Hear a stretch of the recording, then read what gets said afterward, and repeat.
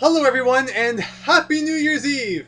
Hope that everyone has a fantastic day, partying it up with family and friends and just eating and watching TV and, doing whatever you do on New Year's because, that's the great thing about New Year's Day is, everyone has their different traditions, or I guess not necessarily New Year's Day, more like New Year's Eve. I really debated whether I want to do kind of a New Year's video on the eve or on the day. But for me, the eve has always been, kind of the bigger deal where, like I just said, you party and spend time with people. And then New Year's Day is kind of just where, you stayed up super late the night before, so you kind of just sleep in and don't really do too much. So I figured that we would celebrate today on my channel instead of tomorrow. So yeah, that was kind of my logic behind it. But either way, I hope that everyone has a fantastic New Year's. I hope that your 2015 was great and that your 2016 is even more fantastic.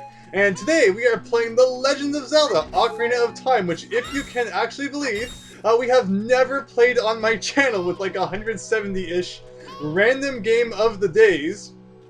And yeah, we're finally getting around to The Legend of Zelda Ocarina of Time. I had planned to play this way back near the beginning, like before 100, before even like 50. But I had planned to have a co-commentator on with me who like really likes the Legend of Zelda series. But that ended up falling through. And then I kind of held off on it in case they were able to do it, but then they never were. So then I kind of just kept getting pushed back and pushed back. So that's why this is happening so late. Not because I, like, hate this game and wanted to neglect it, but just because the circumstances that came up kind of resulted in it not being played until this late. Of course, Ocarina of Time, often referred to as one of the greatest games ever made. By some people, even the greatest game ever. I remember back when Nintendo Power was a thing. And every time, oh man, we're talking to Navi, that is not annoying in the slightest. You can probably climb them. Thank you for that information. Man, my train of thought just exploded. Man, I'm not even pressing up C. So I'm not sure why you're telling me all these things. I thought I only had to talk to you if I wished. This is a democracy, darn it. You don't control me. But yeah, again, train of thought. Yeah, whenever Nintendo Power existed, it would always be, whenever they did kind of like a countdown of the best games, they would, Ocarina of Time was pretty much always at the top of, like, the greatest game of all time, and whether or not that's true, I don't know. It's definitely, in my opinion, it's definitely a fantastic game, and it was revolutionary as heck. But is it the greatest game ever made? I don't think so. I think that it definitely has the nostalgia factor, and it was the thing. Like, you had to have Ocarina of Time if you had a Nintendo 64. And I don't think I know a single person who had an N64 and didn't have Ocarina of Time. It was kind of like you had to have Mario 64 and the Ocarina of Time. And then you were good to go, but man, we are just kind of yapping through this whole thing. We've already picked up the map, and now we are about to pick up the slingshot. I know it's kind of cliche to play the very first level of Ocarina of Time, but when you're doing a random game of the day, it's so hard to decide. It's like, okay, where do I want to take this? Like, it's so hard to just kind of play a random part of a game sometimes. Like, with NES games, and even Super NES games, it's really easy. It's like, okay, yeah, we'll just pop this in, and here we go. But in, like, really story-driven games, like The Legend of Zelda, it's hard to do a random game of the day. It's kind of just like, what direction do I take this in? But I figured that just playing the first level would give me a chance to talk about some of my, childhood memories and yap on about all sorts of crazy things. Like, the fact that when I was a kid, I never realized that this thing was here, and you could climb up here and get this random treasure chest. I think it's just a heart, though, so it's not even really that useful. But one thing in this room I actually can point out that's kind of funny is, as a kid, I never understood how to get out of the room, because you notice that when we came in here, we jumped on this really strange floating platform that kind of fell, and then there's no other way to kind of, actually I want to put this away, to reach that door. But then you'll notice that there's a ladder up there, and you have to understand that, like, I think it's not something that, how do you say it? I feel really bad for people who are, like, born today or who grow up today, because they'll never really understand just how big the jump between, like, the Super Nintendo and the Nintendo 64 was, and that jump from 2D to 3D gaming. It was fantastic. And one of the things you don't really, like, it kind of messes with the way you think about video games sometimes. Like, as a kid, I saw that ladder there. I'm like, huh, how do I reach that ladder? That's so weird. Maybe I'm supposed to come back to this room later or something like that. So when I was a kid, the way I got out of this room was I would just start, I would save, and then I would just reset the game, and it would take you back to the beginning of the dungeon, and you would still have the slingshot. But what you're actually supposed to do is you're supposed to shoot the ladder, which causes it to fall down, and then you can climb up it. And just, I don't know, as a kid, And with 3D gaming being so new, that wasn't something that really made any sense to me. Shooting a ladder with a slingshot, causing it to fall down so that you could climb up it. I don't know. It was just bizarre. But so that room always kind of gave me a little bit of trouble as a kid.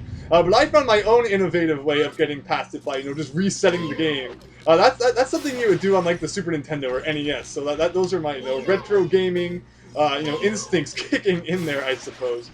But man, it was just such a fantastic game, and like I said, I really do like. If you're growing up now and you're growing up with like HD gaming or something like that, you just don't understand what it was like. It's a link in the box. To go from NES or Super NES to suddenly you're playing Mario 64 and Legend of Zelda and Banjo-Kazooie. It was just fantastic. So, I mean, there'll probably be gaming innovations in the future that, again, it's like, oh man, I can't believe anybody ever lived without virtual reality, but am I the only one who's not really that looking forward to virtual reality? Like, people are like, always more and more about making their games more realistic. If I'm the guy who just enjoys actually sitting on the couch with a controller in my hand, not flailing a wand around like I'm playing the Wii or something like that. I just like sitting down and relaxing and playing games. It's not really so much about the immersion, I guess. I mean, it is. It's kind of like, I like playing games that kind of help you get away from reality, take you on, mystical adventures and things like that. The crazy, scenarios that are obviously I can't just, replicate in real life. But at the same time, I don't really think I need to have something strapped to my head and to feel like I'm in that actual world just to enjoy it. If that makes any sense. But things I say don't usually make sense. So I understand. Anyway. That is kind of my spiel about The Legend of Zelda Ocarina of Time. I have some fantastic memories growing up with this game, and I hope everyone else does too. If you have anything to say about your time growing up with this game, please do not be afraid to, post it down in the comments, because I would love to hear. So by lighting this torch, we have unlocked the door, and can we, no, you can't, can we put it away? You can still put it away even when it's on fire. And here we go, and we can raise these up so we can jump across these. We have a chest over here, which I believe is the compass. But yeah, Legend of Zelda Ocarina of Time, I haven't played this since it was remade for the 3DS, which is, it's hard to believe it's almost been like 5 years since that now. I can't believe the 3DS has been around for that long. Sometimes it still feels so new, and that is not what I was trying to do. Also, we're gonna get some more ammo here. But Nintendo really has been going crazy with remaking Zelda games lately. I mean, when you look at it, in like the last 5 or so years, pretty much every single 3D Zelda game, with the exception of Skyward Sword, has been remade. I mean, you had Ocarina of Time and Majora's Mask on the 3DS, you had Wind Waker on the Wii U, and now we're about to have Twilight Princess on the Wii U, so that just leaves Skyward Sword, which, I mean, they better not remake that, because it literally came out like 3 years ago, or 4 years ago, or something like that.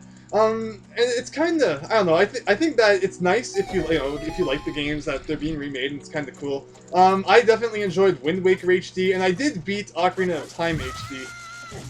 And that was just silly, Andrew. What are you even doing? I guess we'll just, kill this guy over here. Ooh.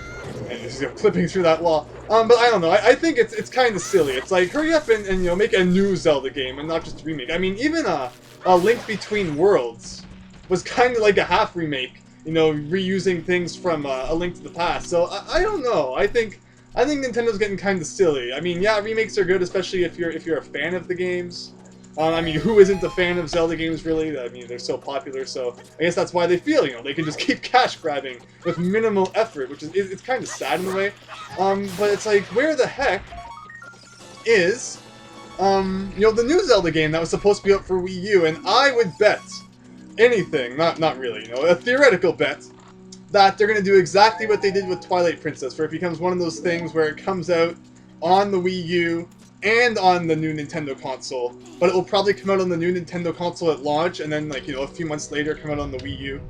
And then the Wii U one will become the more desirable copy, just like how the GameCube copy became the more desirable version of whatever it was called, of Twilight Princess. I don't know. That's what I think is going to happen. Honestly, I hope it doesn't, because it's like, come on, Nintendo, really? You're doing that again? And yes, I will not complain about the health. Thank you very much. Is there a room up here I have not been in? I think we're pretty much set to fall down now. What are my options set at? I feel like I like holding the Z or the Z button to lock on, but it's locking on until you press it again, and I don't like that. Maybe there were some settings I should have configured. Do I need to burn this, or do I just need to fall on it? I think I just need to fall on it. Yes, that is correct. But yeah, that's kind of my stance on what Nintendo's up to right now. It's kind of like, hurry up and, get the new Zelda game out. Stop cash grabbing with the remakes. Because, watch, it's gonna be like, a couple years and they'll be remaking Ocarina of Time again on, like, the NX. It's like, I don't know. I think that a remake here and there is okay, but honestly, like, now that they've remade, pretty much every single 3D Zelda game, it's kind of like, really, Nintendo? You're really doing that? And there's still no Mario Sunshine remake. That is definitely on the top of my wanted list.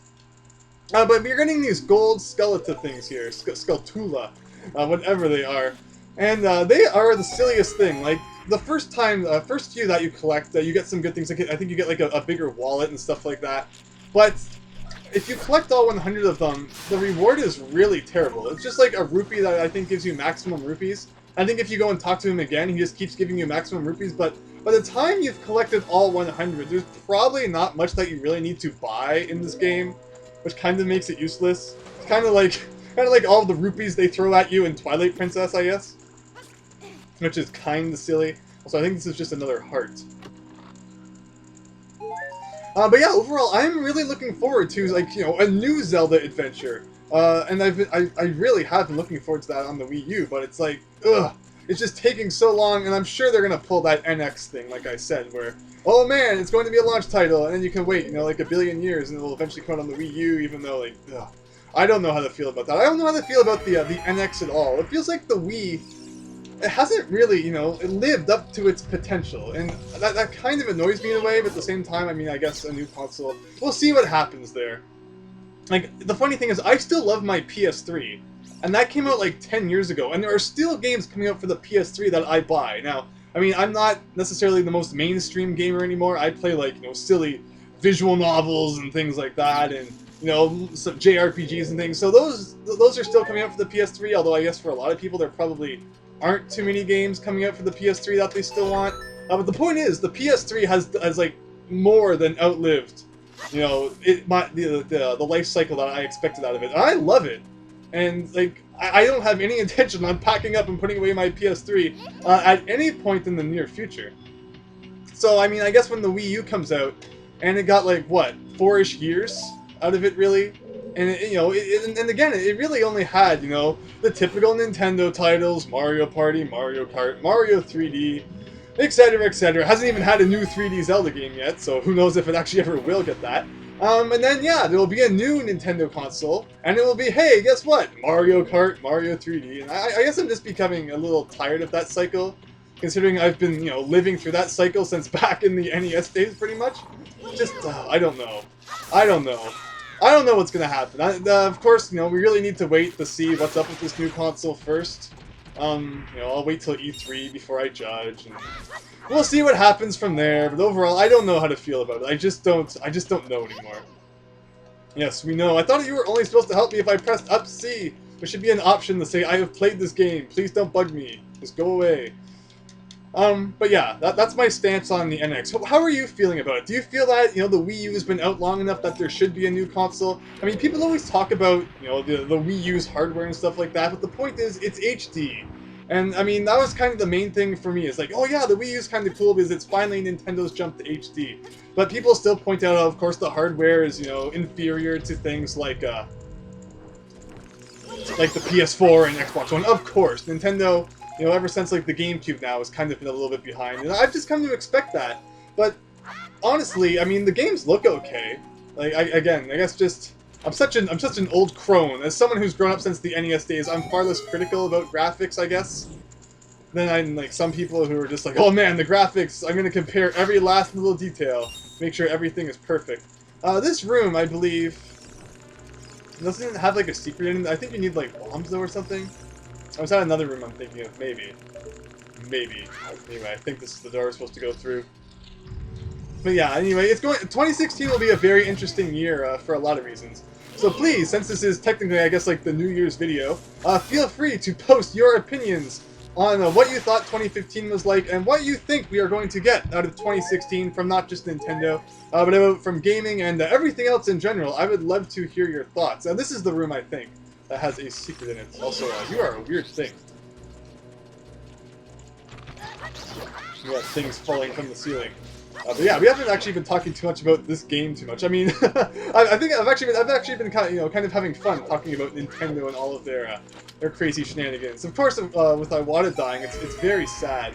So it'll be interesting to see, if that makes any differences. I wonder, what direction the new president is taking things, and just how we may see things change. I mean, nothing has really changed too much yet. It's kind of funny because last year's E3 was supposed to be all about, games coming out before the end of 2015, and then, Star Fox, that got pushed back, and a whole number of other things.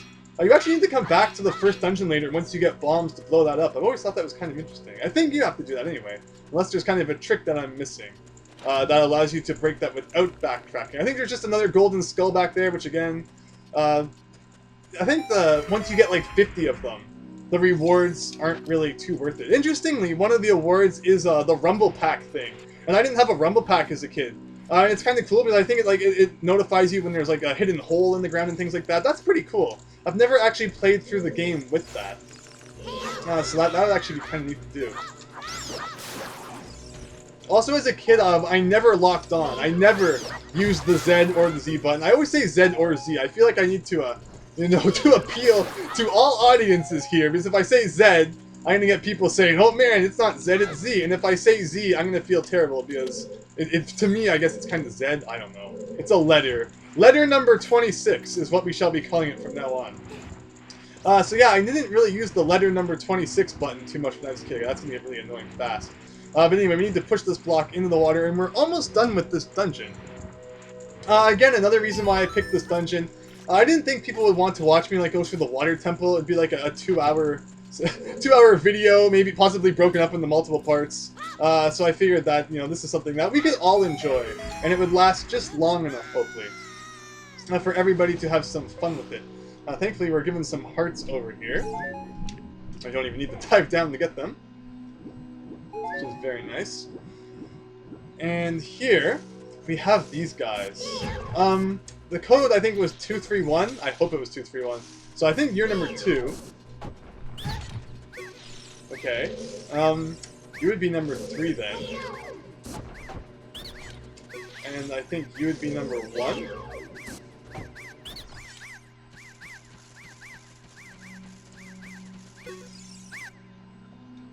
How did you know our secret? Good thing I remembered that, or else it would have been a really big pain to have to go back. Another interesting thing is that there's Legend of Zelda Ocarina of Time Master Quest, which has been on my to-do list for ever. I played through the first little beginning of it, although I really wanted to play through all of it because it's actually really cool. Of course, if you beat the main game on Ocarina of Time 3DS, you unlock it.